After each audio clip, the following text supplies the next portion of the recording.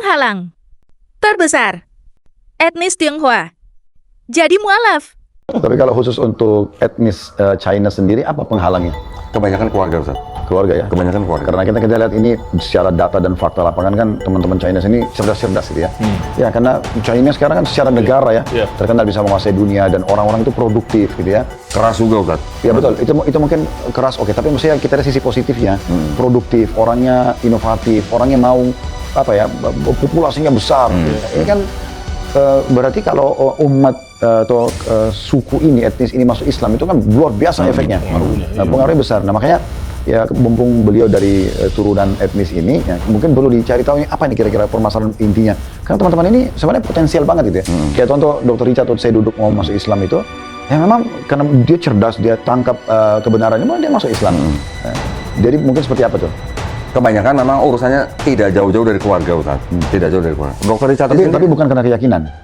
Keyakinan gini, kalau keyakinan mereka apa namanya bisa menerima konsep Islam itu dengan mudah sebenarnya. Tapi karena urusan keluarga, urusan dunia itu yang menghalangi mereka untuk masuk Islam. Contoh, Dr. Richard Lee. Waktu dia podcast sama saya, Ustaz, dia sebenarnya sudah masuk Islam, tapi dia belum berani mengumumkan.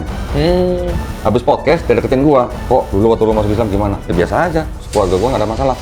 Gua gimana dong? Nyokap gua jantungan, nanti kalau gua mau umumin nanti nyokap gua gimana gitu. Ada begitu, Ustaz. Ya, seperti Dr. Richard Lee.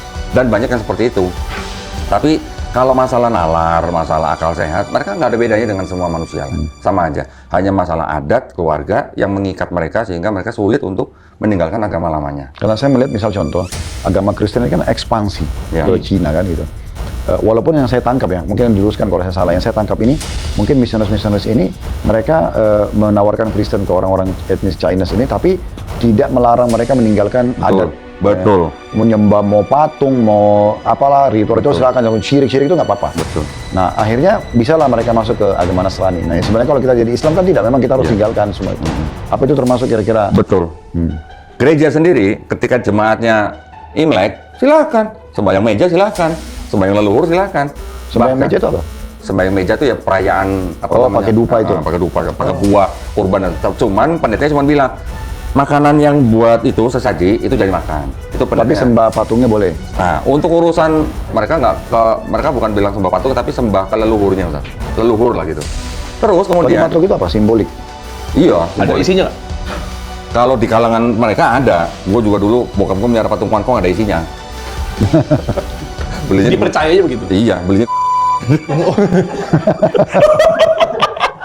belinya beli patung isinya di ngecasnya gitu.